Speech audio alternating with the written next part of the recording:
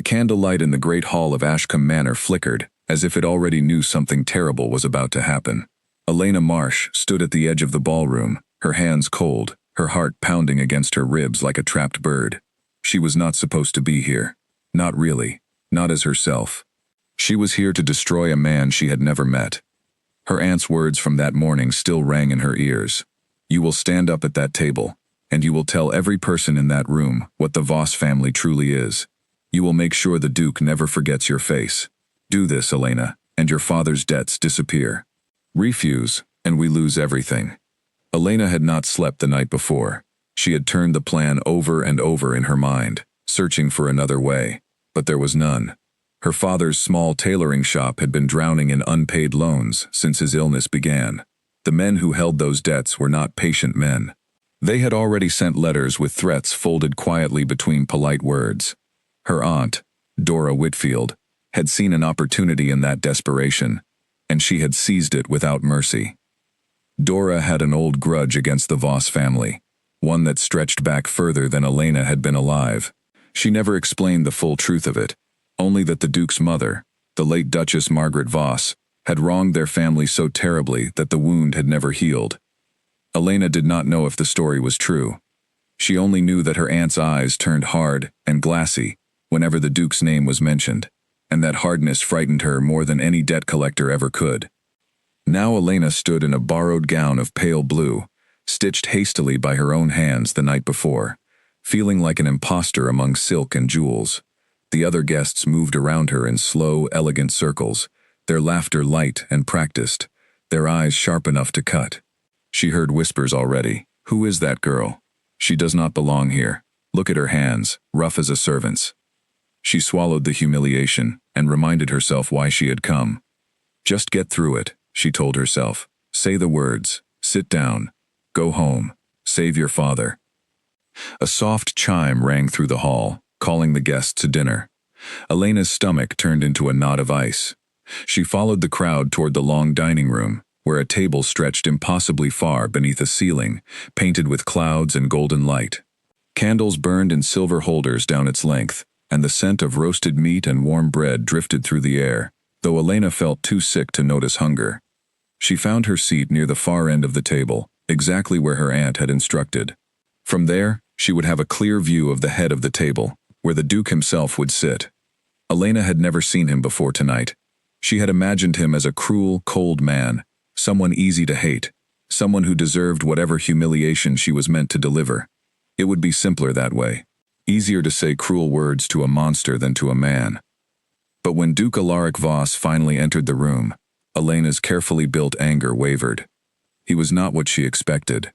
He walked with quiet control, neither boastful nor cold, his dark coat plain, compared to the extravagant clothing of his guests. His face carried a tiredness that seemed to belong to someone far older than his years, and his eyes, when they swept briefly across the room, held no arrogance at all.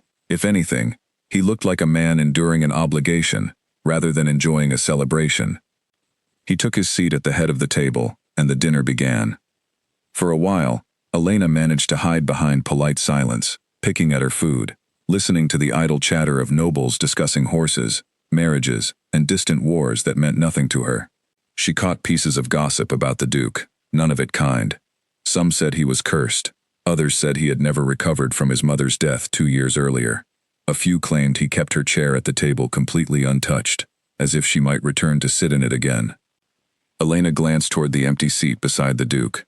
It was set with a plate, a glass, and silver utensils, exactly like every other place at the table. Yet no one sat there. The realization sent a strange chill down her spine. It was not simply an empty chair. It was a memorial. Her resolve wavered further, but she reminded herself of her father's pale face, his trembling hands, the fear in her aunt's voice. She had a duty to fulfill, whether she liked it or not. As the second course was served, Dora appeared briefly near the doorway, catching Elena's eye from across the room. She gave the smallest nod, a silent command. Now. Elena's hands trembled as she gripped the edge of the table. She rose to her feet, and the room did not immediately notice, caught up in its own noise.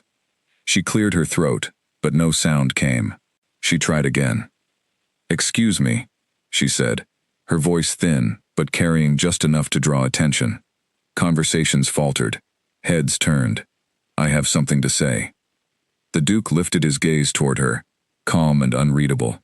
Elena's carefully rehearsed words, the ones her aunt had drilled into her for days, suddenly felt heavy and wrong in her mouth. She had planned to speak of secrets, of shameful truths about the Duchess, meant to humiliate her son in front of everyone who admired him. But now, facing him directly, she saw only a tired man surrounded by strangers, sitting beside an empty chair that never stopped waiting for someone who would never come back. I came here tonight because I was told to speak against your family," Elena said, her voice shaking. The room gasped collectively, glasses paused midway to lips, forks frozen above plates. "I was told terrible things about your mother. I was told to say them here, in front of everyone." Whispers rippled outward like a stone thrown into still water. Someone near the far end of the table let out a scandalized laugh. Elena felt heat rise to her cheeks, shame burning through her chest, but she could not stop now. "But I do not know if what I was told is true," she continued, her voice breaking slightly. "And I do not think it is my place to hurt someone I have never met, over a grudge that is not mine to carry." Silence swallowed the room. Elena stood frozen, feeling every eye upon her, feeling the full weight of her failure pressing down on her shoulders. She had ruined everything. Her father's debts, her aunt's plan, her own safety. All undone in a handful of foolish, honest words. The Duke studied her for a long moment, his expression unreadable. Then, slowly, he rose from his seat. The room seemed to hold its breath. "What is your name?" he asked, his voice calm despite the tension crackling through the hall. "Elena," she whispered. "Elena Marsh." He nodded once, as though committing it to memory. Then, without explanation, he gestured toward the empty seat beside him, the one no one had touched in 2 years. "Sit here, Elena Marsh," he said. A collective gasp swept through the room, sharper this time, disbelief etched across every face. Elena stood frozen, certain she had misheard him. Surely he meant to expose her, to demand she leave in disgrace. But his eyes held something else entirely. Not anger, not suspicion. Something closer to quiet understanding. "I do not understand," Elena managed. "Neither do I, fully," the Duke admitted, a faint, almost invisible smile touching the corner of his mouth. "But you told the truth in a room full of people who rarely do. That deserves more than punishment." With trembling legs, Elena walked the length of the table, under the weight of dozens of shocked stares. She reached the empty chair, the one meant for a mother who would never return, and hesitated, her hand resting lightly on its back. "Please," the Duke said quietly, "sit." Elena lowered herself into the seat, feeling as though she had stepped into a story that was no longer hers to control. The murmurs around the table grew louder, filled with confusion, curiosity, and no small amount of jealousy, but the Duke ignored them entirely, returning his attention to his meal, as though nothing unusual had occurred at all. Elena, however, could not eat. Her mind raced with questions. Why had he done this? Why offer kindness to the very person sent to destroy him? She stole a glance toward the doorway where her aunt had stood only minutes before, but Dora was gone, vanished into the crowd, likely already furious at how badly the plan had unraveled.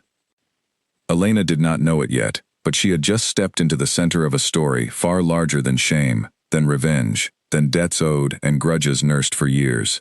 She had stepped into the empty space beside a grieving man, and nothing in her life would ever be quite the same again. Across the table, Lady Constance Ashworth watched with narrowed eyes, her fan snapping shut with a sharp, deliberate sound. She leaned toward the woman beside her and murmured something behind gloved fingers, though Elena could not hear the words. She did not need to. The look on Constance's face said enough. A war had just begun, and Elena, without meaning to, had made herself its newest target. The Duke, seemingly unaware of the storm building around them, finally spoke again, his voice low enough for only Elena to hear. "You did not finish what you meant to say," he said, "about my mother." Elena's throat tightened. "I did not have the heart to say it. Whatever the truth is, it is not for me to weaponize." He studied her for a long moment, something shifting behind his tired eyes. "Then perhaps," he said quietly, You and I have more in common than either of us expected." Elena had no answer for that.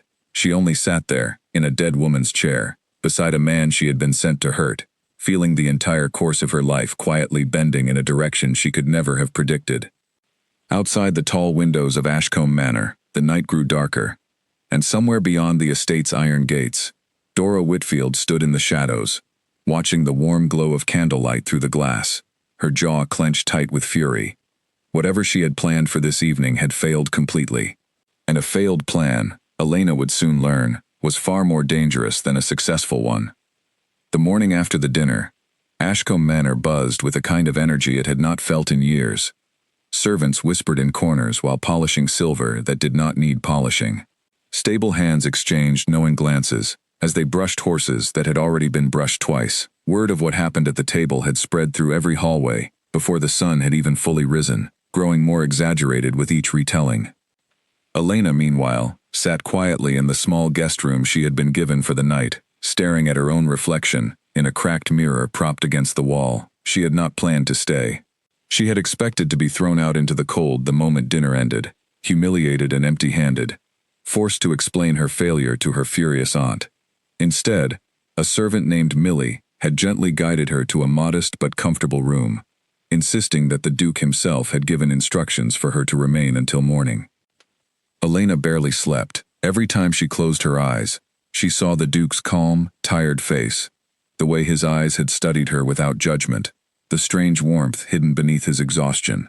She could not understand why a man with every reason to despise her had instead offered her comfort. A soft knock interrupted her thoughts. Millie entered, carrying a tray of tea and warm bread, her expression a curious mixture of excitement and disbelief. "The whole house is talking about you," Millie said, setting the tray down carefully. "No one has ever sat in that chair since the old Duchess passed. Not once. Not even close family." Elena's fingers wrapped tightly around the warm teacup, seeking comfort in its heat. "I did not ask him to offer it to me." "I know," Millie said, lowering her voice as though sharing a secret. "That is exactly why everyone is so shocked. You did not ask for anything. You told the truth, even when it would have been easier to lie." Elena managed a faint, tired smile, though worry still gnawed at her from the inside. "My aunt will not see it that way.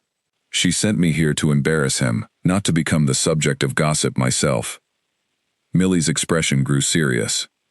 "Then perhaps it is time you decided which version of this story belongs to you, and which belongs to her." The words lingered in Elena's mind, long after Millie left the room. She had spent so many years following her aunt's instructions without question, first out of respect, then out of fear, that the idea of choosing her own path felt almost foreign. Later that morning, a formal summons arrived, written in careful, elegant handwriting. Duke Alaric Voss requested her presence in the manor's private study. Elena's stomach twisted with nerves as she followed a servant through long corridors lined with portraits of stern-faced ancestors, their painted eyes seeming to track her every step. The study, when she finally entered, felt different from the grandeur of the dining hall the night before. It was smaller, quieter, filled with shelves of worn books and the comfortable scent of old paper and burning wood. Alaric stood near the window, his back turned toward her, gazing out over the vast gardens below. "You wish to speak with me," Elena said softly, unsure of what else to offer.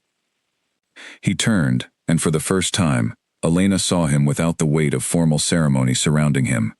He looked younger somehow, though the tiredness in his eyes remained. "I wanted to understand why you came," he said simply, "not the excuse your aunt gave you. The real reason."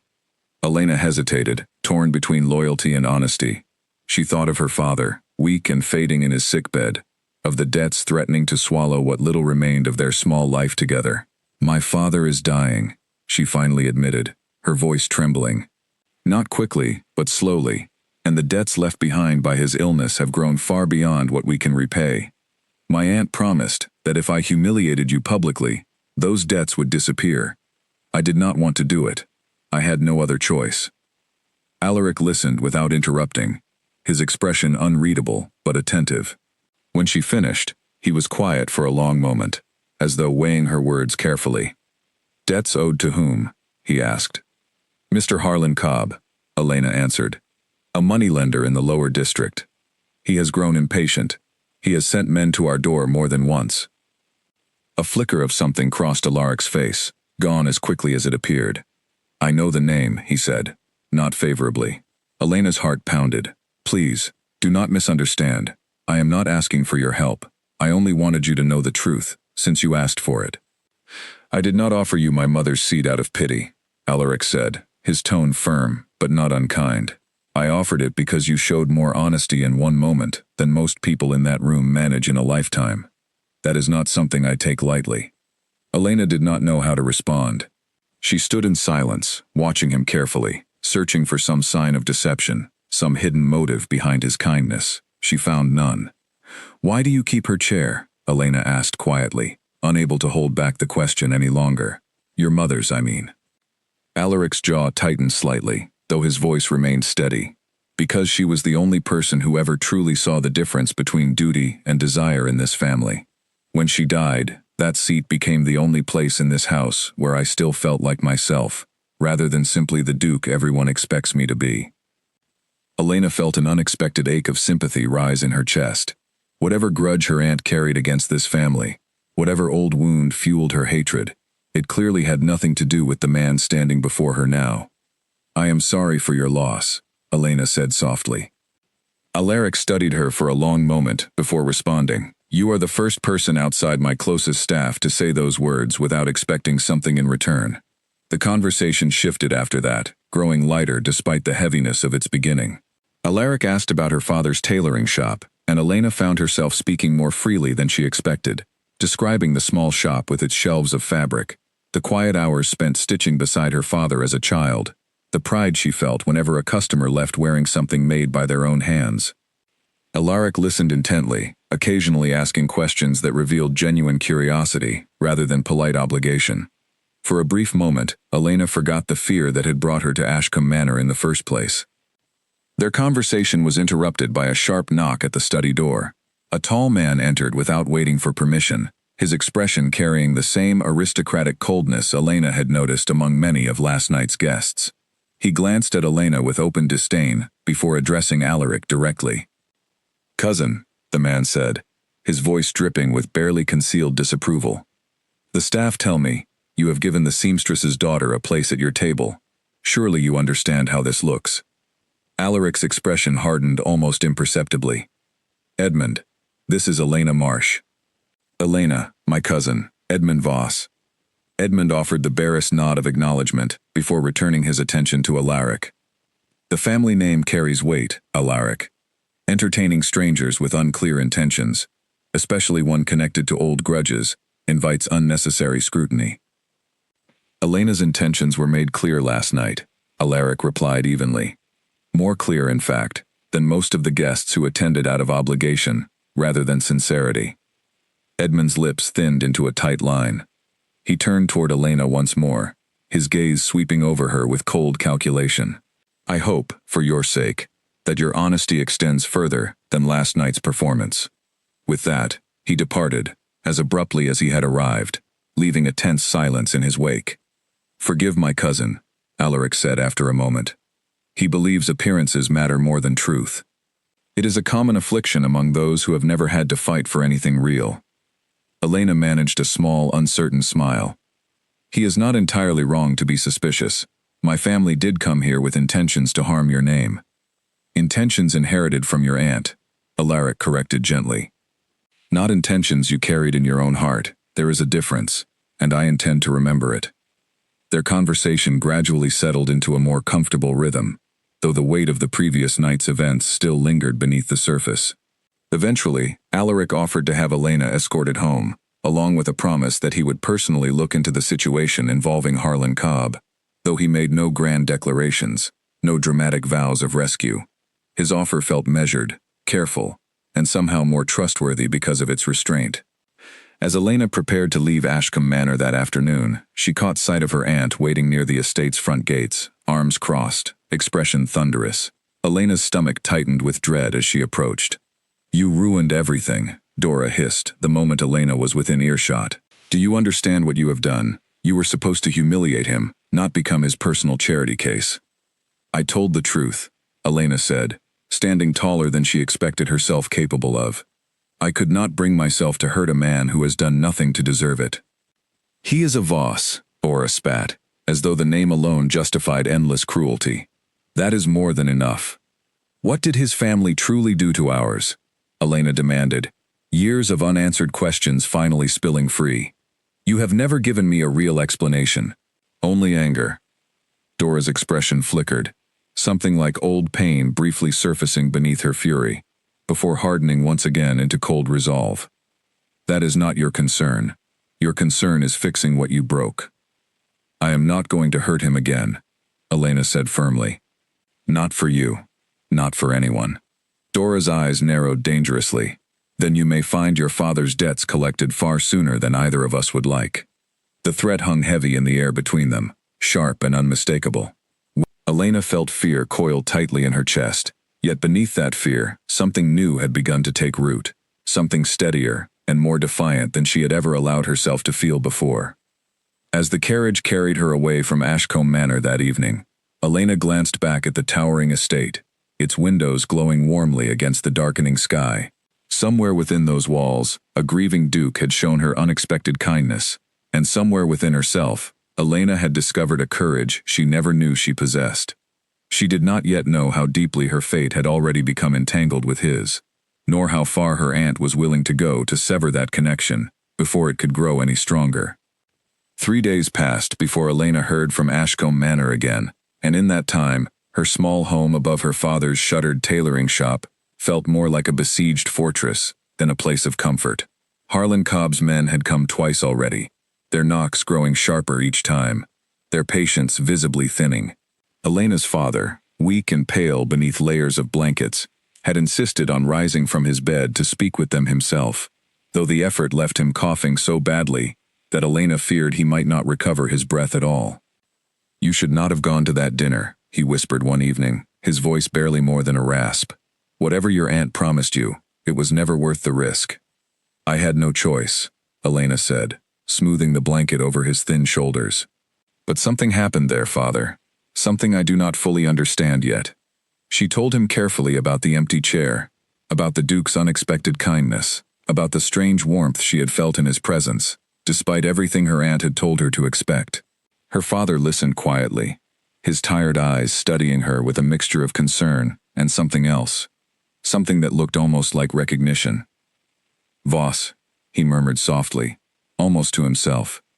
I have not heard that name spoken aloud in this house for many years. Do you know something about the feud between our families? Elena asked carefully. Aunt Dora refuses to explain it. Her father's expression grew distant, as though pulled back through decades of memory. It is not truly a feud, Elena, not in the way your aunt has always described it. Before he could continue, a sharp knock echoed through the small house, followed immediately by the sound of the front door being forced open despite the lock. Elena's heart lurched painfully as she rushed downstairs, only to find 2 of Harlan Cobb's men standing in the narrow hallway, their expressions cold and unyielding. Mr. Cobb grows tired of waiting, the taller of the 2 men said, his voice flat and menacing. He expects payment within the week, or he will begin collecting through other means. We need more time, Elena said, forcing steadiness into her voice despite the trembling in her hands. Please, my father is very ill. The man's gaze flicked dismissively toward the stairs, where her father stood weakly gripping the railing for support. Illness does not erase debts, miss. Elena's mind raced desperately for some solution, some way to buy even a few more days, but before she could speak again, the sound of an approaching carriage outside drew everyone's attention. Through the narrow front window, Elena caught sight of a finely dressed servant stepping down, followed closely by a figure she recognized immediately, despite the plain, unassuming cloak he wore. Duke Alaric Voss. Harlan Cobb's men exchanged uneasy glances, clearly recognizing the authority radiating from the newcomer despite his understated appearance. Alaric entered the small house without hesitation, his calm gaze sweeping over the scene with quiet assessment. I believe there has been some confusion regarding this household's finances, Alaric said evenly, addressing the 2 men directly. I have already spoken with Mr. Cobb this morning. The debt in question has been settled in full. Elena stared at him, stunned into silence, while Cobb's men shifted uncomfortably, clearly unprepared for such a direct intervention. After a brief, tense exchange of words, the two men departed without further protest, leaving Elena standing breathless in the sudden quiet of her own hallway. "You should not have done that," Elena finally managed, her voice trembling with a confusing mixture of relief and disbelief. "I told you I would look into the matter," Alaric replied simply. "I do not make promises I have no intention of keeping." Elena's father, still gripping the staircase railing, studied the Duke with an expression Elena could not quite decipher, somewhere between gratitude and old, buried sorrow. "You have your mother's eyes," her father said quietly, startling both Elena and Alaric. A flicker of surprise crossed Alaric's face. "You knew my mother?" "Many years ago," her father admitted, his voice growing weaker as exhaustion began to overtake him once more. "Before either of you were born into the roles you now carry." Elena helped her father settle into a nearby chair, concern overtaking her curiosity for the moment. Once he was comfortable, she turned back toward Alaric, still struggling to process the enormity of what he had just done. "Why would you clear our debts entirely?" she asked. "You barely know us." "Because injustice left unaddressed tends to multiply," Alaric said simply. "And because I suspect the true root of this conflict runs far deeper than either of us currently understands." Elena's father, despite his weakened state, managed a faint, knowing smile. "Perhaps it is time the truth finally saw daylight, after all these years." Alaric knelt beside the old man's chair, his expression earnest. "Sir, if you know something about the history between our families, I would be grateful to hear it, whenever you feel strong enough to share it." Elena's father drew a slow, careful breath, gathering his strength. "It began long before either of you were born," he said. "Your mother, Margaret, and Dora, Elena's aunt, were once the closest of friends. Inseparable, in fact, during their younger years." Elena blinked in stunned disbelief. "Aunt Dora never mentioned anything of the sort." "There is much your aunt has chosen never to mention," her father continued. "Margaret and Dora grew up together in the same village, dreaming of lives far different from the ones fate eventually assigned them. When Margaret was chosen to marry into the Voss family, Dora believed, for a time, that their friendship would remain unchanged, despite the difference in status. But something happened," Alaric said quietly, already sensing the shape of a story long buried beneath layers of silence. "Margaret tried desperately to maintain the friendship," Elena's father explained, "but the world she entered offered little room for such connections to survive unchanged. Dora felt abandoned, replaced by a life of privilege that excluded her entirely. Resentment grew quietly at first, then bitterly, over many years. That still does not explain a hatred severe enough to justify what my aunt tried to do," Elena said, struggling to reconcile decades of anger with something as simple as a broken friendship. Her father's expression grew heavier. "There is more, Elena. Something Dora has never forgiven, though I am not certain the truth of it is as simple as she has always believed." "What happened?" Alaric asked, his voice steady despite the tension building in the room. "There was a proposal," her father said slowly. "Before Margaret married into your family, Alaric, a man courted both women simultaneously, without either fully realizing it. When the truth came to light, and Margaret was ultimately chosen, Dora never recovered from the humiliation. She came to believe that Margaret had deliberately stolen him away, though I always suspected the truth was far more complicated than deliberate betrayal." Elena felt the weight of decades of inherited resentment settle uncomfortably over her shoulders. "That man," she said slowly, already suspecting the answer before she finished asking. "Was it you, father?" Her father's silence confirmed everything. "I loved your mother deeply, Elena," he said softly, his voice heavy with old regret. "But circumstances, family expectations, and misunderstandings pulled us apart long before Margaret ever entered the picture.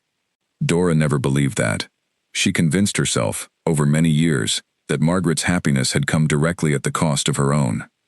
Alaric sat back on his heels, absorbing the revelation with visible difficulty. "My mother never once mentioned any of this to me. She likely wished to protect you from a burden that was never truly yours to carry," Elena's father said gently.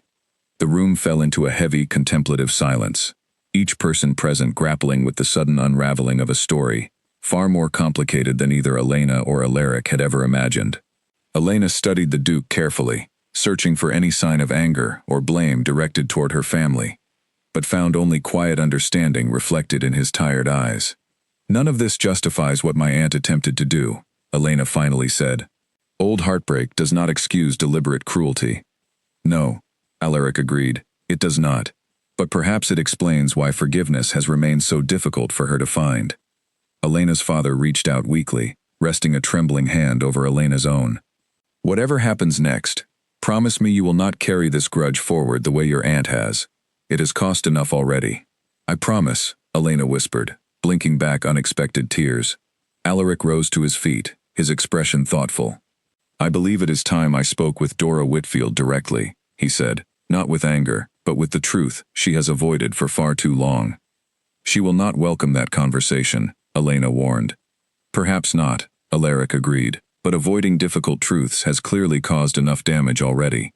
It is time someone finally broke that pattern." Before departing, Alaric turned back toward Elena's father, his voice softening with genuine respect. "Thank you for finally sharing this. Even after so many years of silence, it could not have been easy." "Some truths grow heavier the longer they remain hidden," her father replied. "I am simply relieved to finally set this one down." As Alaric's carriage pulled away from the small house that evening, Elena remained standing in the doorway, watching until it disappeared entirely from view. The revelations of the past hour swirled through her mind in dizzying waves, reshaping everything she thought she understood about her family, her aunt, and the mysterious connection now binding her so unexpectedly to Duke Alaric Voss. Whatever came next, Elena understood with growing certainty that there would be no returning to the simple, guarded life she had known before that fateful dinner. The truth, once uncovered, refused to be buried again, and Elena found herself standing at the very center of a story that was no longer only her aunt's to control. Dora Whitfield's cottage sat at the edge of town, half hidden behind overgrown hedges that had once been carefully trimmed, but now grew wild and untamed, much like the bitterness she had allowed to overtake her heart over the years. When Alaric's carriage rolled to a stop outside her gate the following afternoon, Dora watched from behind a curtained window, her jaw tightening the moment she recognized the crest painted upon its door. She did not wait for him to knock. Instead, she stepped outside before he had even reached the small wooden gate, her arms crossed tightly over her chest, her expression carved from cold, unyielding stone. "I wondered how long it would take you to come find me," she said, her voice sharp enough to cut through the quiet afternoon air. "Elena's father shared quite a lot with me yesterday," Alaric replied evenly, stopping a respectful distance away. "I thought it only fair that you and I speak directly, rather than allowing old misunderstandings to continue causing harm." Dora's eyes narrowed dangerously. "There is no misunderstanding, Your Grace. Your mother took everything from me. My future, my happiness, everything I once believed I deserved. From what I understand," Alaric said carefully, "circumstances were far more complicated than a simple betrayal." "Complicated," Dora repeated bitterly, the word twisting sharply on her tongue. How convenient that word must be, for those who have never truly lost anything. "You lost a friendship you clearly valued deeply," Alaric acknowledged. "That pain is real, and I do not dismiss it. But punishing Elena, an innocent young woman who had no part in decisions made decades before her birth, will not undo whatever wrong you believe was done to you." Dora's composure cracked slightly, old grief flickering briefly behind her hardened expression, before she forced it back into submission. "You know nothing of what I sacrificed." "Then tell me," Alaric said, his voice softening, not with anger, but with honesty. "I would genuinely like to understand." For a long moment, Dora said nothing, clearly wrestling with decades of carefully constructed resentment, now threatening to unravel beneath the weight of unexpected compassion. Finally, she exhaled a long, shuddering breath, some of the hardness in her posture beginning to soften. "Margaret and I grew up with nothing," she said quietly. "We promised each other, as girls, that whatever happened, we would build better lives together, side by side. When she was chosen for marriage into your family, and I was left behind with nothing but broken promises, it felt as though she had discarded everything we once shared without a second thought." "Did she ever explain her side of things to you?" Alaric asked gently. "She tried," Dora admitted reluctantly, "but I was too consumed by hurt to listen. I convinced myself that hating her, and eventually hating your entire family, was easier than admitting how deeply her choices had wounded me. And my mother, Alaric asked carefully. Did she ever speak of you? Dora's eyes glistened briefly, with unshed tears, before she blinked them away. Not that I ever heard. I assumed she had simply forgotten me entirely, moved on to a grander life without a single backward glance. Alaric considered his next words carefully before speaking. My mother kept a small wooden box in her private chambers, one she never allowed anyone to open during her lifetime. After she passed, I finally looked inside, expecting jewelry or old letters of little significance. Instead, I found dozens of unsent letters, written across many years, addressed to someone named Dora.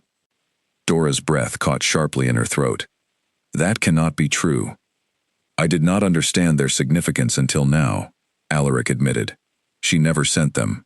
Perhaps out of fear, perhaps out of misplaced pride, or perhaps simply because circumstances made the distance between your lives feel impossible to cross. But she never stopped thinking of you, Dora. That much is clear from what I read. Dora's carefully maintained composure finally crumbled entirely, tears spilling freely down her weathered cheeks, as decades of assumed betrayal collided painfully with an entirely different truth. She never sent them, Dora whispered brokenly. All these years, I believed she simply stopped caring, while she carried the same silence I did. Grief and pride often build walls neither side intends to construct, Alaric said gently. It seems that is precisely what happened between the two of you. Dora lowered herself unsteadily onto a nearby bench, overwhelmed by the sudden collapse of a narrative she had clung to for the majority of her adult life. I sent Elena to hurt you, she admitted quietly, shame thick in her voice.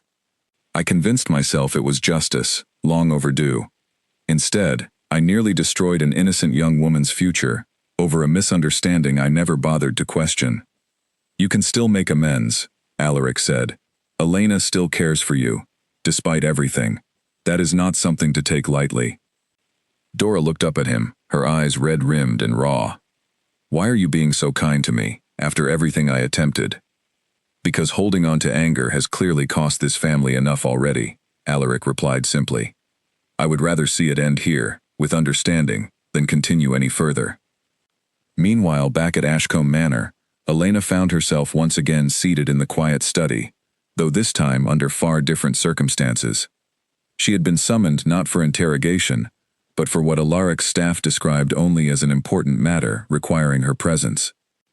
She waited nervously, glancing occasionally toward the window, until the study door finally opened and Alaric entered, his expression a complicated mixture of exhaustion and cautious relief.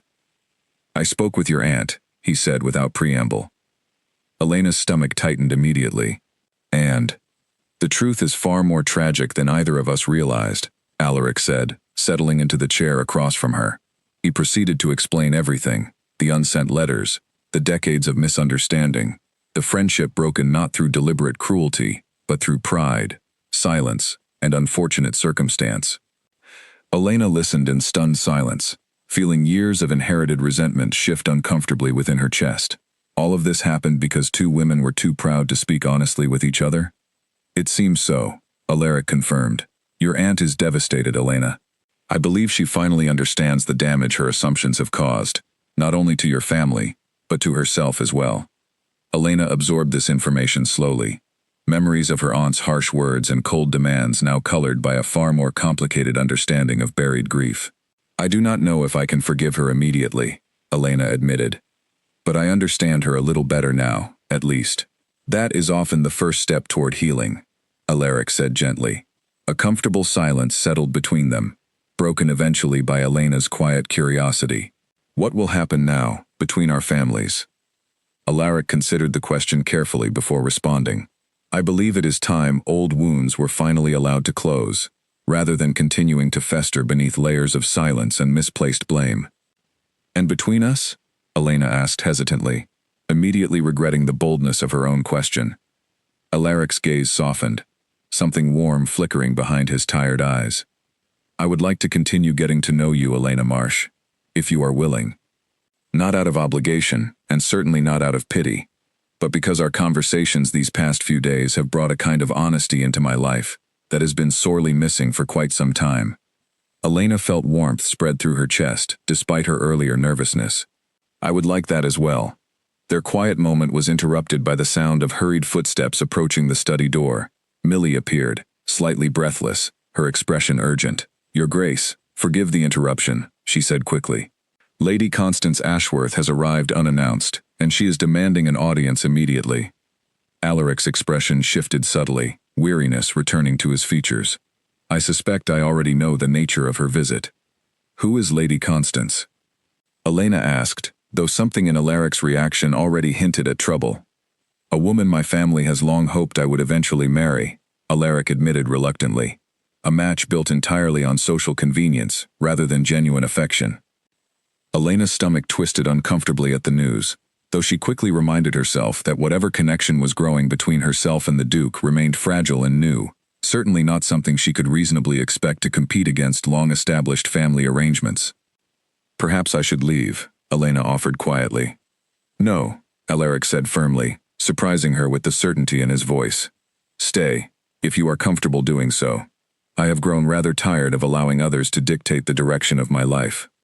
Before Elena could respond, the study door swung open once more, and Lady Constance Ashworth swept into the room with the practiced grace of someone accustomed to commanding attention wherever she went. Her sharp gaze immediately settled upon Elena, cold and calculating.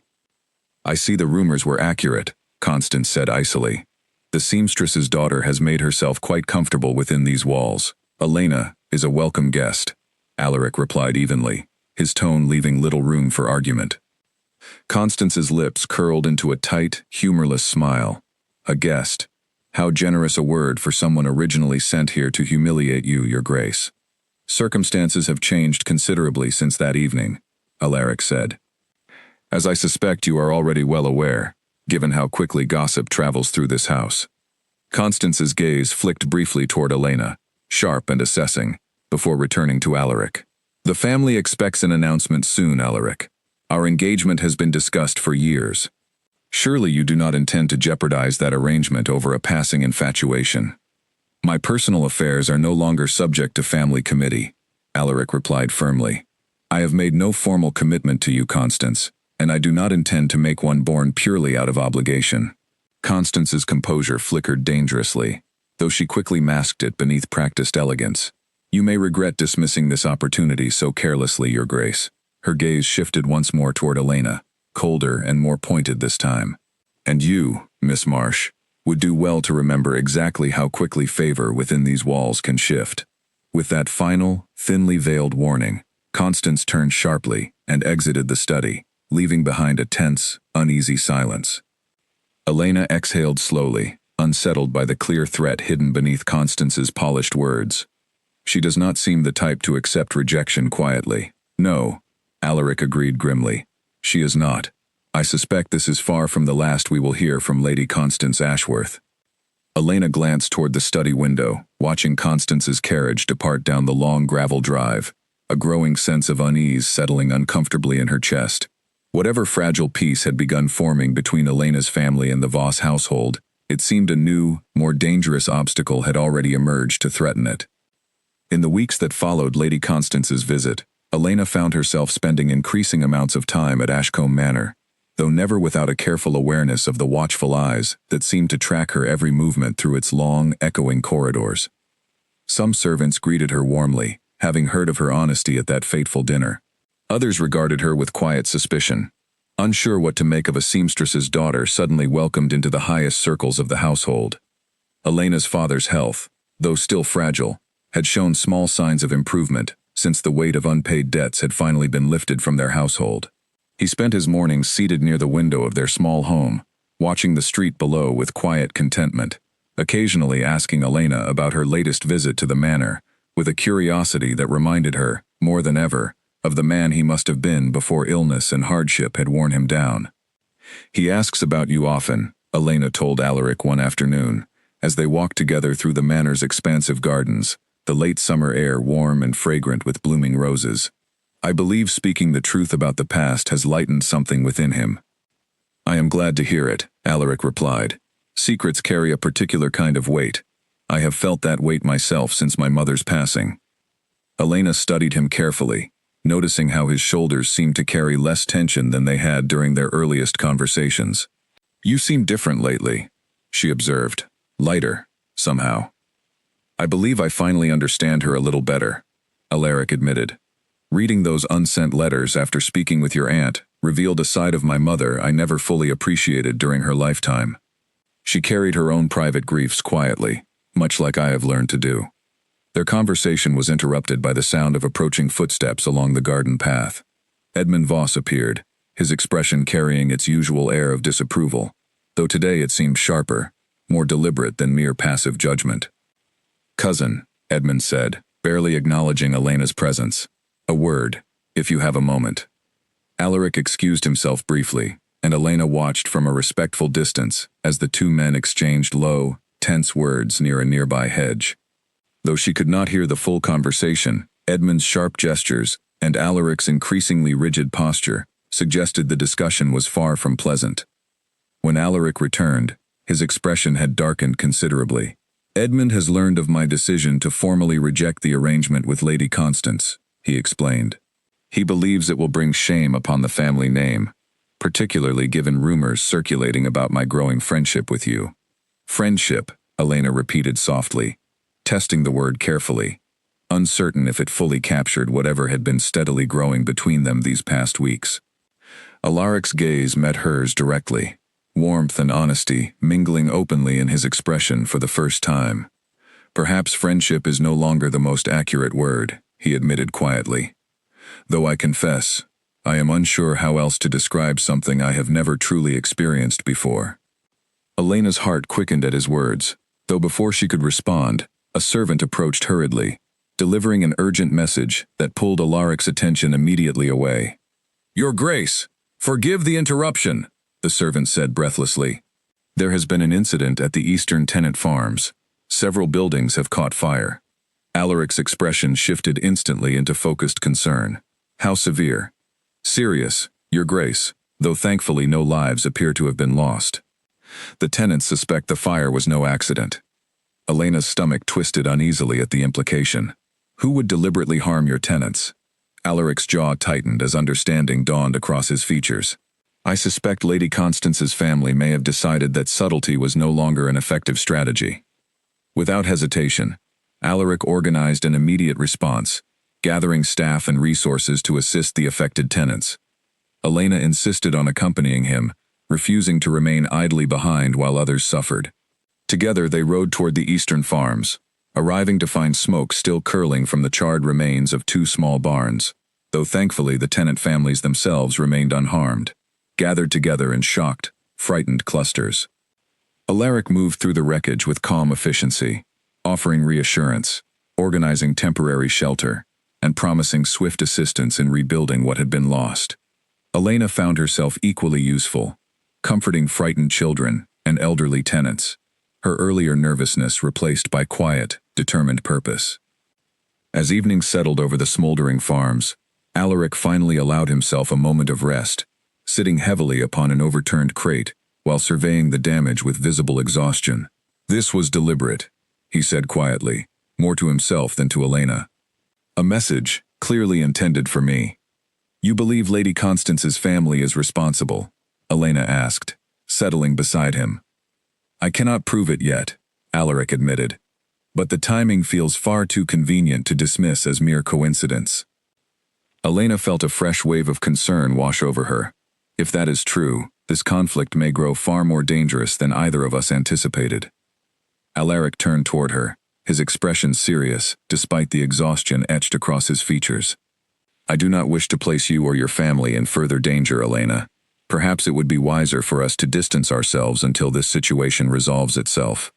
Elena's chest tightened at the suggestion, though she understood the genuine concern behind his words. "I appreciate your caution," she said carefully, "but I have already proven, at great personal risk, that I am not easily frightened away from doing what I believe is right.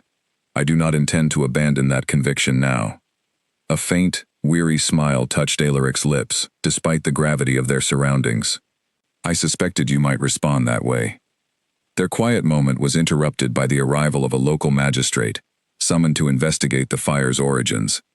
After a brief examination of the scene, The magistrate approached Alaric with a grim expression. Your Grace, we discovered evidence suggesting the fires were deliberately set, using accelerants not native to this property. Someone clearly intended significant damage. Do you have any leads regarding who might be responsible? Alaric asked. Not yet conclusive evidence, the magistrate admitted, though a stable hand reported seeing an unfamiliar carriage near the property earlier this evening, bearing a crest he did not immediately recognize. Elena's mind raced, though she hesitated to voice her suspicions without concrete proof. Still, the timing, combined with Lady Constance's earlier thinly veiled threats, felt impossible to ignore entirely. As the investigation continued into the night, Elena and Alaric remained at the Tennant Farms, offering what comfort and assistance they could to the shaken families. It was well past midnight before they finally began the journey back toward Ashcombe Manor, exhaustion weighing heavily upon them both. Thank you for staying, Alaric said quietly during the carriage ride home. Your presence made a genuine difference tonight. I could not have done otherwise, Elena replied simply.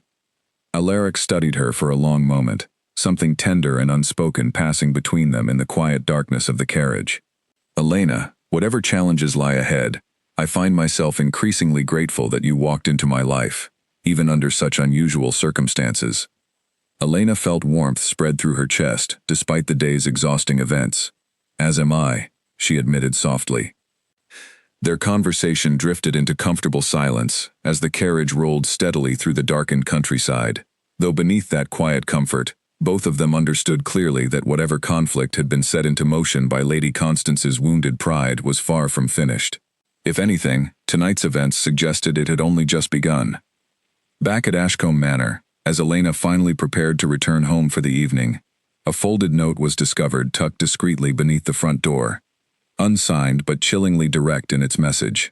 It warned, in careful, deliberate handwriting, that further consequences awaited unless Alaric reconsidered his rejection of Lady Constance's engagement, and unless Elena Marsh removed herself entirely from the Duke's life.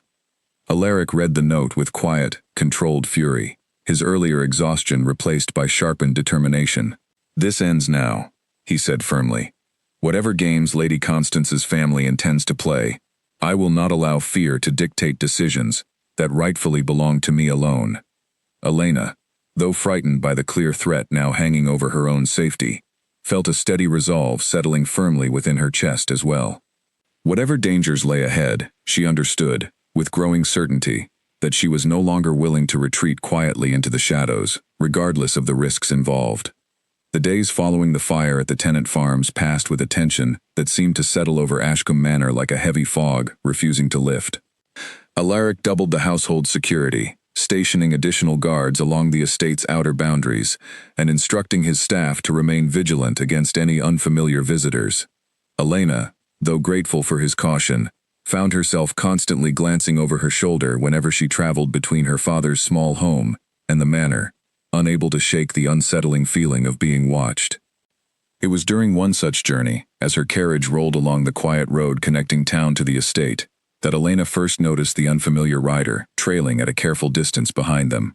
She said nothing to the driver at first, hoping her nerves were simply overreacting after the recent chaos, but when the same rider appeared again the following day, and then again the day after that, Elena finally reported her concerns directly to Alaric.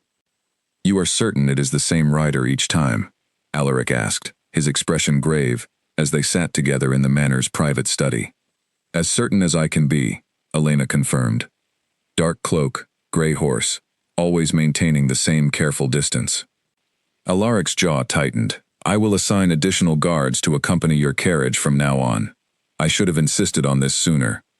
I do not wish to become a prisoner within my own life, Elena said, though she appreciated the concern behind his offer. But I understand the necessity, given recent events. Their conversation was interrupted by the arrival of Edmund Voss, who entered without his usual announcement, his expression carrying an urgency Elena had not previously witnessed from him. Alaric, we must speak privately, Edmund said, his gaze flicking briefly toward Elena with obvious reluctance. Elena remains, Alaric said firmly. Whatever concerns you, they likely involve her as much as they involve me. Edmund hesitated only briefly before continuing. I have learned troubling information regarding Lady Constance's family, It appears their financial situation has grown considerably more desperate than previously understood. Rumors suggest significant debts owed to several prominent lenders, debts that a successful marriage into our family would have conveniently resolved. That would certainly explain the urgency behind their recent actions, Alaric said grimly. There is more, Edmund continued, lowering his voice despite the room's privacy. I have reason to believe Lady Constance's brother, Frederick Ashworth, was directly involved in orchestrating the fire at the Tennant Farms. Several witnesses reported seeing a man matching his description near the property that evening. Elena felt a chill settle over her despite the warmth of the study's fireplace. If that is true, this conflict has grown far more dangerous than a simple rejected engagement. Desperation often breeds recklessness, Alaric said. If the Ashworth family stands to lose everything without this marriage, they may feel justified in taking increasingly drastic measures to secure it. Edmund's expression remained tense. There is one additional matter, cousin. I have also learned that Frederick Ashworth has been seen recently in conversation with Harlan Cobb, the very moneylender previously pursuing Elena's family. Elena's stomach dropped sharply at this revelation. Why would they have any reason to speak with each other? I suspect, Alaric said slowly, piecing the troubling connections together, that Frederick may be attempting to manufacture new leverage against your family, now that the original debts have already been settled. Can he do that? Elena asked, alarm rising sharply within her chest. Not legally, Edmund admitted, but desperate men rarely concern themselves with legality when their entire future feels threatened. Alaric rose from his seat, pacing thoughtfully near the study's tall windows. We must act carefully, but decisively. I will not allow Elena's family to be threatened further, nor will I permit Frederick Ashworth to endanger anyone else on this estate through further acts of destruction. What do you propose? Edmund asked. First, I intend to speak directly with Harlan Cobb, Alaric said. If Frederick is attempting to manipulate him into manufacturing false claims against Elena's family, Cobb himself may not fully understand the danger he is being drawn into. And regarding Frederick himself? Edmund pressed. I will bring evidence of the fire directly to the local magistrate, Alaric said firmly. If witnesses can confirm his presence at the scene, there will be legal grounds to pursue formal charges, regardless of his family's social standing. Elena listened to their careful planning with a mixture of relief and lingering anxiety. Though grateful for Alaric's determined protection, she could not fully shake the unsettling awareness that her own presence in his life had inadvertently placed her family directly within the path of considerable danger. Perhaps I should return home for a while, Elena suggested quietly, until this situation resolves itself. No, Alaric said immediately, his tone leaving no room for argument. Retreating now would only confirm to Frederick and Constance that their intimidation tactics are effective. I will not allow that satisfaction. Edmund, surprisingly, nodded in agreement. For what it is worth, cousin, I believe Elena's continued presence and her willingness to stand firmly beside you despite these threats speaks considerably to her character. I withdraw my earlier objections regarding her place within this household. Elena blinked in surprise at Edmund's unexpected shift in attitude. Thank you, she said sincerely. Do not misunderstand, Edmund added, a faint dry smile touching his lips. I remain concerned about appearances and family reputation, but I have come to recognize genuine courage when I witness it directly, regardless of one's social standing. Over the following days, Alaric moved swiftly to address the mounting threats surrounding Elena and her family. His meeting with Harlan Cobb proved illuminating, revealing that Frederick Ashworth had indeed approached the moneylender with a substantial offer to manufacture false claims regarding additional debts owed by Elena's family, claims entirely fabricated in an attempt to force renewed financial pressure upon them. Cobb, though motivated primarily by profit rather than personal malice, ultimately agreed to cooperate with Alaric's investigation once he understood the full scope of Frederick's manipulative scheme, particularly after Alaric made clear the legal consequences Cobb himself might face for participating in such fraud. Meanwhile, the local magistrate's investigation into the Tennant farm fires gathered increasing momentum, with several witnesses eventually confirming Frederick Ashworth's presence near the property on the night in question. Faced with mounting evidence, Frederick's confident denials began to crumble under careful scrutiny. Elena, though relieved by these developments, remained cautious, aware that cornered individuals often became more dangerous, rather than less, as their schemes unraveled around them. Her instincts proved correct when, late one evening, as she prepared to leave the manor following an extended visit, a hurried, panicked warning reached her from an unexpected source. Millie rushed into the small parlor, where Elena waited for her carriage, her expression pale with alarm. "Miss Marsh, you must not leave through the main entrance tonight. I overheard troubling conversation among the stable staff, mention of someone waiting along the main road, someone unfamiliar and clearly avoiding detection." Elena's pulse quickened sharply. "Frederick?" "I cannot say for certain," Millie admitted, "but given recent events, I did not wish to take any chances." Elena immediately sought out Alaric, who upon hearing Millie's warning, wasted no time organizing additional security to escort Elena safely home, through an alternate route. Despite these precautions, the carriage had barely traveled half the distance toward town, when a sudden commotion erupted outside, shouts, and the sharp clatter of hooves against the darkened road. Elena's heart pounded fiercely, as the carriage lurched to an abrupt stop. Peering cautiously through the small window, she witnessed several of Alaric's guards confronting a lone rider who had attempted, unsuccessfully, to intercept their path. After a tense exchange, the guards successfully detained the individual, revealing him, as suspected, to be Frederick Ashworth himself, his expression twisted with desperate frustration at having been discovered. "Release me immediately," Frederick demanded furiously, as the guards restrained him firmly. "You have no authority to detain me. You have been formally implicated in the deliberate destruction of tenant property," one of the guards replied evenly. "The magistrate will determine your fate from here." Frederick's gaze locked briefly onto Elena through the carriage window, filled with bitter resentment. "This is far from finished," he spat, before being led away under close guard. Elena remained shaken long after the incident concluded, though grateful for the swift protection provided by Alaric's staff. When she finally arrived safely at her father's home, Alaric himself accompanied her, refusing to leave until he had personally confirmed her safety. "This should not have happened," Alaric said, his expression heavy with guilt despite his best efforts to protect her. "I underestimated how far Frederick was willing to go." "You could not have predicted every possible danger," Elena reassured him gently, though her own hands still trembled slightly from the evening's tension. "What matters now is that he has finally been caught." Alaric studied her carefully, his earlier guilt slowly giving way to quiet admiration. "Despite everything you have faced these past weeks, you have remained remarkably steady, Elena. I do not know many people capable of such resilience." Elena managed a tired but genuine smile. "Perhaps steadiness comes more easily when you finally have something worth standing firm for." Alaric's gaze softened considerably at her words, though their quiet moment was interrupted by the sound of Elena's father calling weakly from within the house, eager to confirm her safe return. As Elena moved to attend to him, she glanced back briefly toward Alaric, silently grateful that despite the dangers still swirling around them, she no longer felt as though she faced them entirely alone. News of Frederick Ashworth's arrest spread quickly through the surrounding countryside, carried from household to household, with the same eager speed that had once fueled gossip about Elena's unexpected place at the Duke's table. This time, however, the whispers carried a different tone, one tinged with quiet respect for the Duke's firm handling of the matter, and cautious admiration for the seamstress's daughter who had remained steadfast throughout such considerable danger.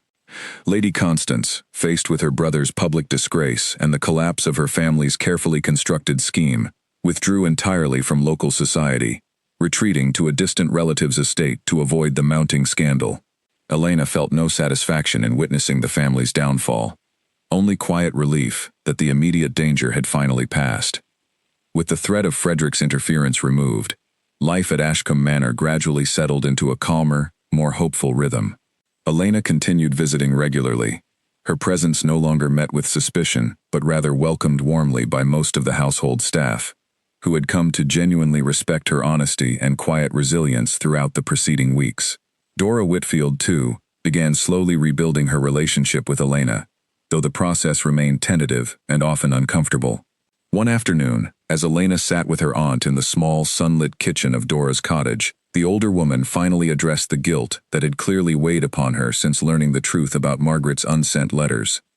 "I owe you a great deal more than a simple apology," Dora said quietly, her hands wrapped tightly around a cooling cup of tea. I allowed decades of misplaced anger to nearly destroy your future, Elena. I do not know how to properly atone for that. You can start, Elena said gently, by allowing yourself to finally let go of a grudge that was never truly justified in the first place. Dora's eyes glistened with unshed tears. Margaret and I lost so many years we could have spent as friends, simply because neither of us was brave enough to speak honestly. I do not wish for you to make that same mistake, Elena, particularly regarding the Duke. Elena felt warmth color her cheeks at her aunt's unexpected observation. Alaric and I are simply becoming close friends, she said, though even to her own ears, the explanation sounded increasingly insufficient. Dora's expression softened with gentle amusement. Friends do not typically inspire the kind of transformation I have witnessed in you these past weeks, Elena.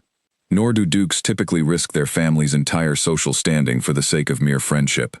Elena had no immediate response to offer, though her aunt's words lingered thoughtfully in her mind throughout the remainder of the day. That evening, as Elena arrived at Ashcombe Manor for what had become a regular shared dinner between herself and Alaric, she found him waiting in the manor's private garden, rather than the formal dining hall, an unusual departure from their established routine.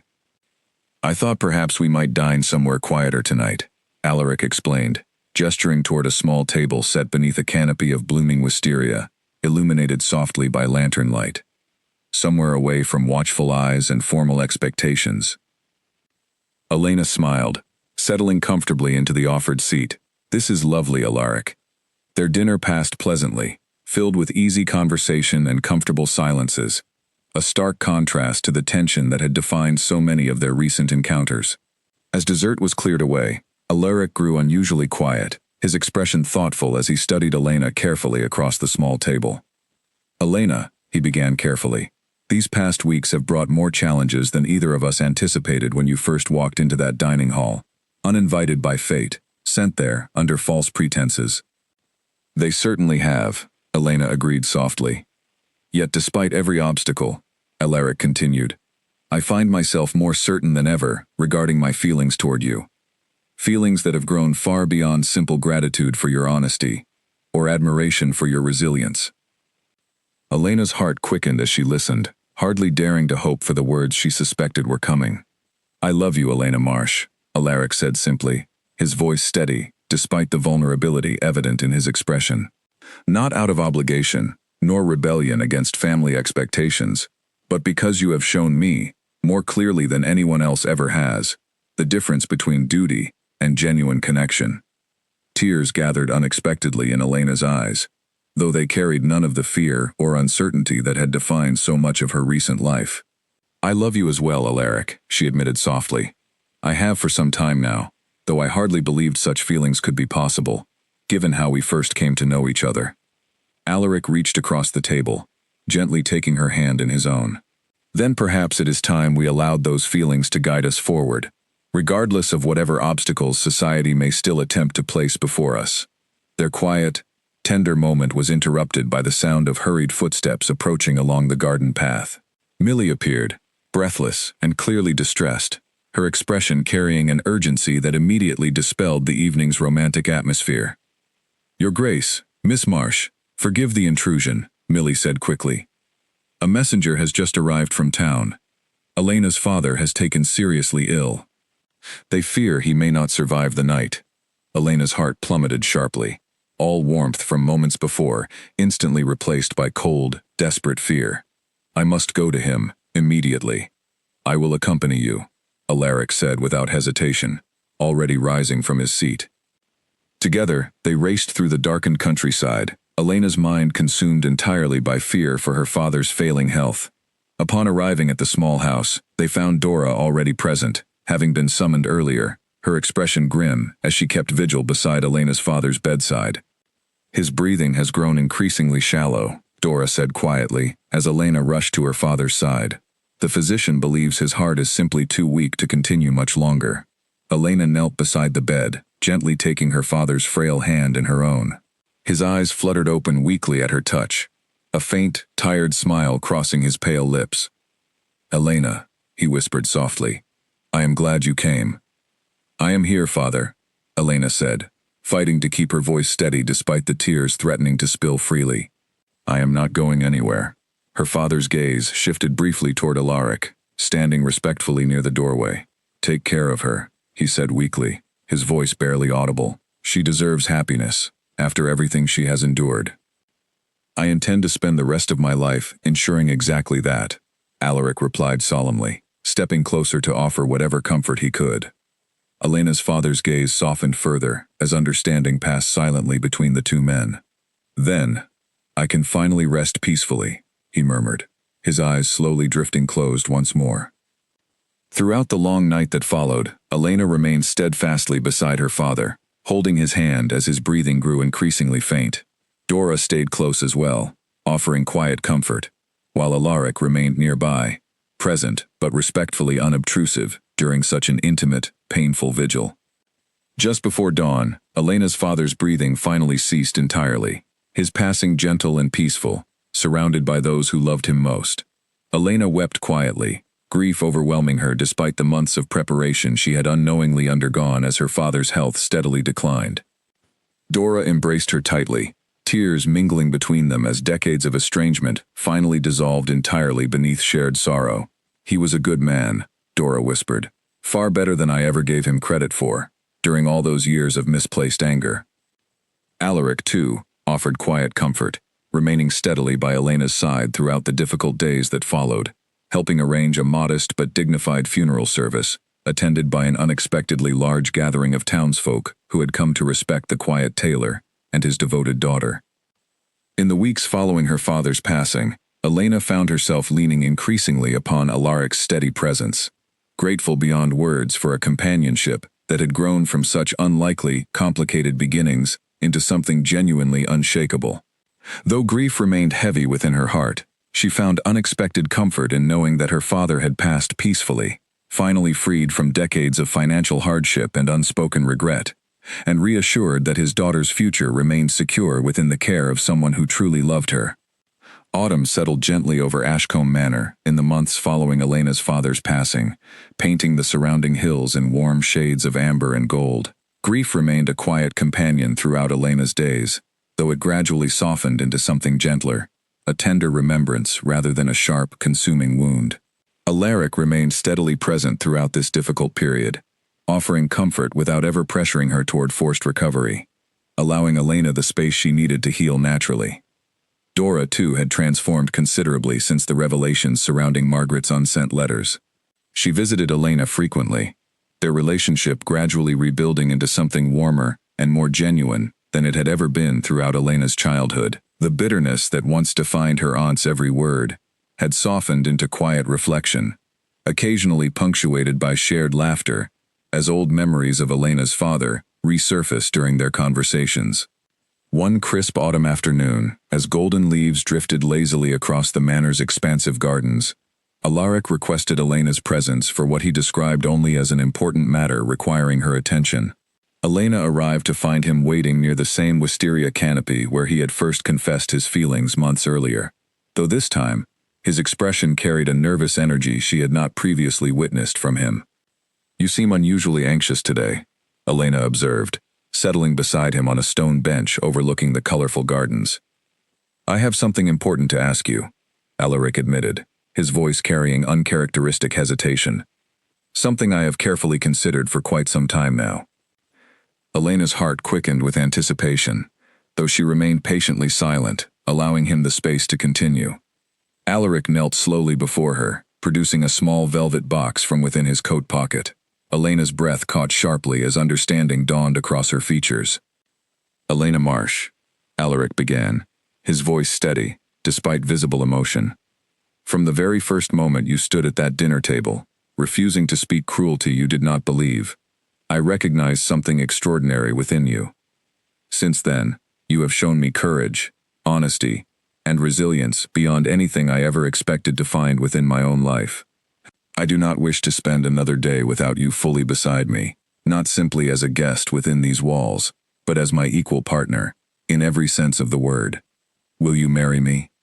Tears of overwhelming joy spilled freely down Elena's cheeks as she nodded, her voice thick with emotion. "Yes," she whispered. "Yes, Alaric, I will marry you." Alaric rose swiftly, gently sliding the ring onto her trembling finger, before drawing her into a warm, tender embrace. For a long moment, they simply held each other beneath the golden autumn light, the weight of months filled with danger, grief, and uncertainty, finally giving way to pure, uncomplicated happiness.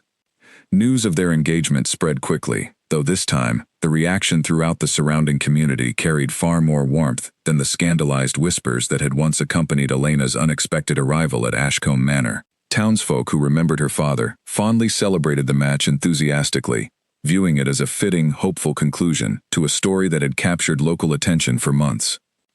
Edmund Voss, once so resistant to Elena's presence within the family, surprised everyone by offering genuine congratulations, his earlier concerns regarding appearances and reputation having been thoroughly dissolved by Elena's demonstrated character throughout the preceding months of hardship. "I confess, I misjudged you considerably when we first met," Edmund admitted during a small family gathering celebrating the engagement. "I am pleased to acknowledge that error now, Elena. Alaric has chosen wisely." "Thank you, Edmund," Elena replied warmly. "I appreciate your honesty, both now and throughout our earlier disagreements." The wedding, held the following spring within the very same dining hall where Elena had once stood trembling before a room full of judgmental strangers, transformed the space entirely. Sunlight streamed through tall windows onto tables adorned with fresh flowers rather than formal cold elegance. Elena walked down the aisle on Dora's arm, her aunt's eyes shining with proud, tearful joy, a stark contrast to the cold calculation that had once defined their relationship. As Elena reached the altar, she caught sight of the empty chair that had once belonged to Margaret Voss, now moved respectfully to a place of honor near the ceremony itself, a quiet acknowledgement of the woman whose unspoken love and eventual legacy had unknowingly set this entire remarkable story into motion. Alaric waited for her at the altar, his expression radiant with a happiness that seemed to have finally erased the years of quiet grief that once weighed so heavily upon him. As they exchanged their vows, promising honesty, partnership, and unwavering support throughout whatever challenges life might yet present, Elena felt a profound sense of completion settle warmly within her chest. Following the ceremony, guests gathered within the same gardens where Alaric had first proposed, celebrating late into the warm spring evening. Elena moved easily among the crowd, no longer the nervous, uncertain young woman who had once stood awkwardly at the edges of aristocratic gatherings, but rather a confident, respected woman, fully embraced by the community she now called home. Dora approached Elena during a quiet moment away from the celebration's noise, her expression thoughtful. "Margaret would have been proud, watching this unfold," she said softly. "I only wish we had found our way back to each other sooner, so she could have witnessed it herself." "Perhaps she is watching, in her own way," Elena offered gently. "I would like to believe old friendships find peace eventually, even if circumstances prevent them from reconciling during their lifetime." Dora smiled warmly, squeezing Elena's hand affectionately. "You have brought healing to more than just yourself, Elena. I am deeply grateful for that, more than words can properly express." As the celebration continued, Alaric found Elena once more, drawing her gently away from the gathered guests toward a quieter corner of the garden, illuminated softly by strings of lantern light woven carefully through the surrounding trees. "Any regrets?" he asked teasingly, though genuine curiosity lingered beneath his playful tone. Elena considered the question seriously for a moment before answering. "None," she said finally. "Every difficult moment led directly toward this one. I would not change a single step of that journey, regardless of how frightening it felt at the time." Alaric drew her close, resting his forehead gently against hers. "Nor would I," he agreed softly. "Though I confess, I never expected happiness to arrive disguised as an uninvited guest sent to shame me at dinner." Elena laughed softly, the sound warm and genuine, carrying none of the fear that had once defined so much of her life before that fateful evening. "Perhaps fate has a peculiar sense of humor," she said. "Perhaps," Alaric agreed, pulling back slightly to meet her gaze directly. "Or perhaps it simply recognized, long before either of us did, exactly where you truly belonged." As the evening deepened into night, the newly married couple remained together beneath the soft glow of lantern light, surrounded by family finally reconciled, friends genuinely celebrating, and a future stretching hopefully before them, built not upon old grudges or inherited bitterness, but upon honesty, courage, and love discovered in the most unexpected of circumstances.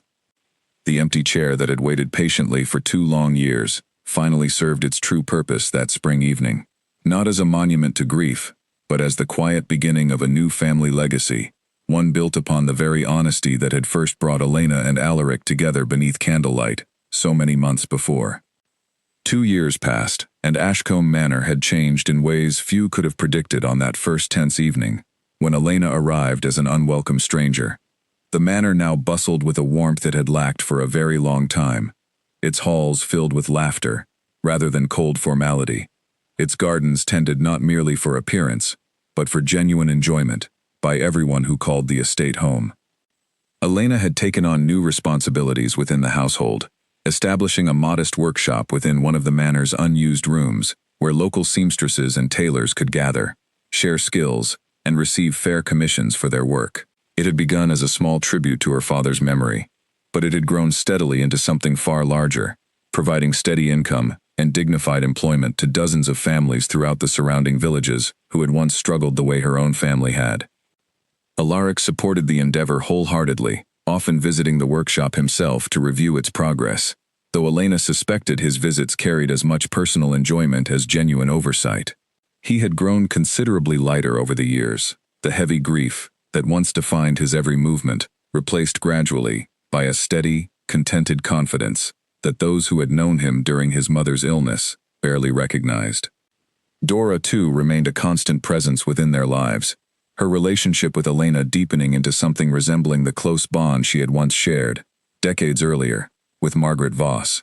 She often spent afternoons within the workshop, teaching younger seamstresses techniques she had learned in her own youth, her sharp tongue softened considerably by years of reconciliation and quiet joy. It was during one such afternoon, as autumn leaves once again drifted across the manor's gardens, that Elena discovered she was expecting their first child. She told Alaric that evening, watching with quiet delight as disbelief slowly transformed into overwhelming joy across his features. "A child," he repeated softly, as though testing the reality of the words upon his tongue. "Elena, this changes everything." "For the better, I hope," Elena said, smiling warmly despite her own nervous excitement. "Undoubtedly for the better," Alaric confirmed, drawing her gently into his arms. "I only hope I can offer our child even a fraction of the courage and honesty you have brought into my life." Elena rested her head against his chest, listening to the steady rhythm of his heartbeat. "I have no doubt you will manage that beautifully." Months later, their daughter arrived on a mild spring morning, filling Ashcombe Manor with new sounds entirely unfamiliar to its ancient walls, the delicate cries of new life echoing softly through corridors that had witnessed generations of formal ceremony, but precious little genuine tenderness. They named her Margaret, in quiet, loving tribute to the grandmother she would never meet, but whose unspoken kindness had unknowingly set an entire remarkable story into motion. Dora wept openly upon hearing the child's name, overwhelmed by the unexpected honor bestowed upon her long-lost friend's memory. "She would have loved this," Dora whispered, gently cradling the newborn within her arms, more than words could ever properly express. As young Margaret grew, she often heard the story of her parents' unusual beginning, told and retold, during quiet evenings beside the fireplace, each retelling slightly different, depending upon who shared it. Elena emphasized honesty and courage. Alaric focused on unexpected kindness breaking through inherited bitterness. Dora, whenever she visited, always ended the story the same gentle way, reminding young Margaret that even the deepest wounds could heal, given enough patience, humility, and willingness to finally speak difficult truths aloud. The empty chair that had once sat untouched for 2 long years beside the head of the dining table remained a cherished fixture within the household, though its meaning had transformed entirely from mourning into celebration. It became tradition, eventually, for honored guests, particularly those facing hardship or injustice within their own lives, to be offered that same seat during formal dinners, a quiet, lasting tribute to the evening, when honesty triumphed over cruelty, and kindness transformed what could have easily become a bitter, lasting conflict into an enduring, hopeful legacy. Years later, when young Margaret herself grew old enough to understand the full weight of her family's history, she would often visit the manor's private study, where her father kept Margaret Voss's carefully preserved unsent letters, alongside Elena's own journal entries, documenting those turbulent early months. She read them slowly, absorbing the painful misunderstandings, the inherited grudges, the courage required to finally break decades of destructive silence. Why did no one simply speak honestly sooner? She once asked her mother, genuine confusion evident in her young voice. Elena considered the question thoughtfully before answering. Sometimes pride convinces us that silence protects us from further hurt, she explained gently. But silence often causes far greater damage than honesty ever could, no matter how frightening the truth initially feels. Margaret absorbed this lesson carefully, carrying it forward throughout her own life, much as her parents had carried forward the painful lessons learned from decades of inherited bitterness, finally, thankfully, laid to rest. Ashcombe Manor continued to flourish throughout the following years, its walls no longer haunted by unresolved grief or simmering resentment, but filled instead with the steady warmth of a family built upon honesty, resilience, and hard-won understanding. Elena often reflected, during quiet evening walks through the same gardens where Alaric had first confessed his feelings, on how remarkably different her life had become from that terrifying evening when she stood trembling before a room full of strangers, sent there with instructions to destroy a man she had never met. Instead of destruction, she had found unexpected belonging. Instead of shame, she had discovered genuine honor. And instead of a lonely, empty chair reserved eternally for grief, she had found a lasting place at the table, one earned not through inheritance or social standing, but through simple, unwavering honesty, offered freely, on an evening when cruelty would have been so much easier to deliver. The story of the seamstress's daughter who was sent to shame a grieving duke, only to be offered his mother's seat instead, became something of a quiet legend throughout the surrounding countryside, told for years afterward as a gentle reminder that kindness, however unexpected, possessed the remarkable power to transform even the deepest inherited wounds into lasting, unbreakable bonds of family and love.